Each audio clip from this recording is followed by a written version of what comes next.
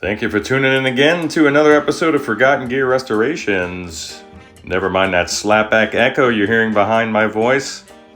I must be recording from a disturbing location. Anyway, DR405 Part 2, we're going to find out how to safely test the output transformer. Let's rule that out on our journey to discovering where that runaway current condition's coming from. All right, ladies and gentlemen, goons and mutants, the whole thing. Brendan, I'm looking at you. So yesterday, we thought that your issue, well, let me back up. The prior tech that had this DR405 had determined that the power transformer and output transformers were bad. That was the reason for the current runaway situation. He replaced the power transformer and said, hey, you probably have to replace the output transformer. So you bought a replacement. And I have the replacement here, still in the box. Just as a matter of professional courtesy, I went ahead and retested the newer power transformer. I have to start from scratch. I can't make any assumptions here.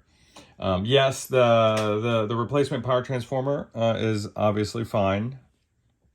I did find that down here you had a severely undersized fuse. There was a 4 amp slow blow here and a 5 amp allotted space on the mains. But running at 115 volts AC from the wall, you need a 10 amp slow blow. The 200 watters, again, use a 10 amp standard fuse or fast blow. And for 115 volts, again, 10 amp slow blow. So I whipped up a little test. Something I use when I don't have the properly sized fuse. This one uses the smaller, more compact one, T something. I can't quite recall offhand which one it is, but this is allowing me to use a proper 10 amp slow blow. I went ahead and ran some checks on the screen supply, the bias supply, determined that there's no leaks, and then you have sufficient range of adjustment to accommodate a pretty broad range of KT88s. Now, we need to get on about the business of ruling out the output transformer. And maybe I'll show you guys how to do this in the safest way. It's not safe, but maybe the safest way, because you're still going to be exposing yourself to lethal voltage and current. And if you do it right, you'll live to fix another amp. Your family doesn't walk in and find you cold and crispy next to your bench. So, what am I going to do? Well, already ruled out a short to the case of the transformer by checking the various leads to chassis. There's no short there to ground through the chassis or case or frame of the transformer. All right. I've already measured resistance from each plate over, and I'm getting a healthy 1.5 to 2 megohms per. It's balanced from plate lead to plate lead over to the common or center tap. That's good to go. What else can I tell you? There's one other test that remains to be conducted, and it's the one that I don't like showing you guys on the YouTube. You know, if you want to see it, you could find it. But I'll go ahead and I'll just do it in the safest way possible. Here's what I'm going to do.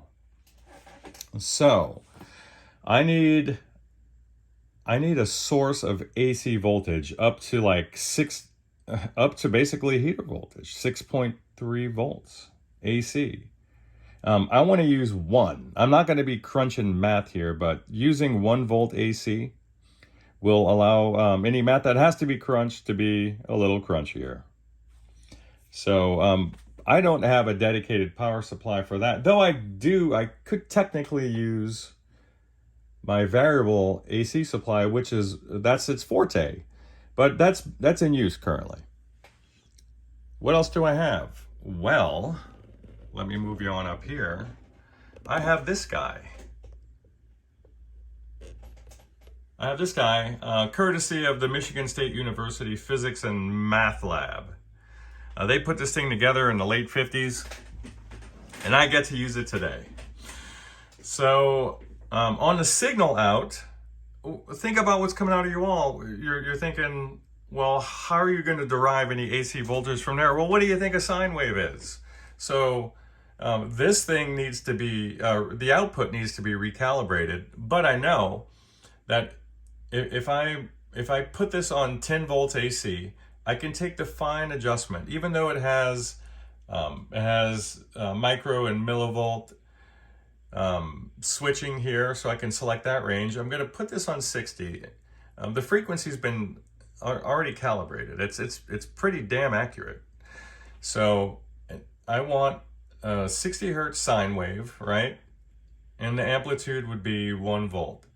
So I need 1 volt AC running at 60 hertz. How am I going to measure that? Well, I already started. I have the ground and the hot lead coming out, and I attached it to my little Agilent here. Pardon me. Let me get you over there. I've attached it. This is not it right here. Okay. But let me show you. Let me just do this for you. I'll just run the test for you. What the hell? Okay. Now, I'm simply going to take these guys and I'm going to connect it to the probes. We got the ground. And it doesn't matter if we get a minus or a plus. All right. So I'm going to turn it on and fine tune it. I kind of did already. All right, I'm on DC, but I need AC. I'm just turning that back on. We could kind of call this good, but let me just see if I can get it. That's close enough. That's 1 volt AC, okay? I'm going to inject that into the primary side of our output transformer. Okay, where am I going to do it? I'm going to put it right into the common and say the 4 ohm tap. That's what I'm going to do. So let's get underway. All right. Pardon me.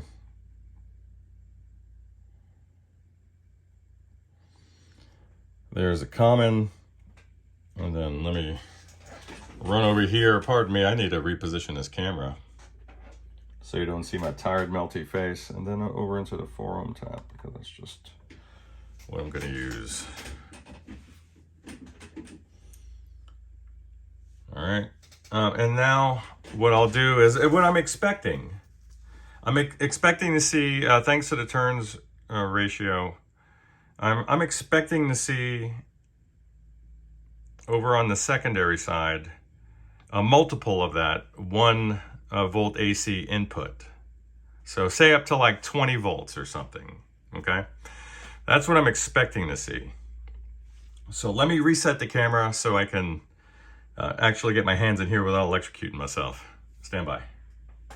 And by the way, all caps are drained, power tubes are out. There's no AC going into the amp. It's essentially unplugged. Hang on. All right, now I'm ready to measure, and I'm going plate to plate. I want to test the output. Remember, it's got to be a multiple of that 1 volt AC input signal. I want to see around 20 volts, 15 to 20, 12 to 20 or something. If I see much less than that, then I know that there's a short. So let's see what we are plate to plate. Try to get my head around this thing. There we go. About 15 volts AC. That is beautiful. Now I could measure each half, but I already know it's fine. So this output transformer is fine. And my issue now is with the incredibly expensive output tubes.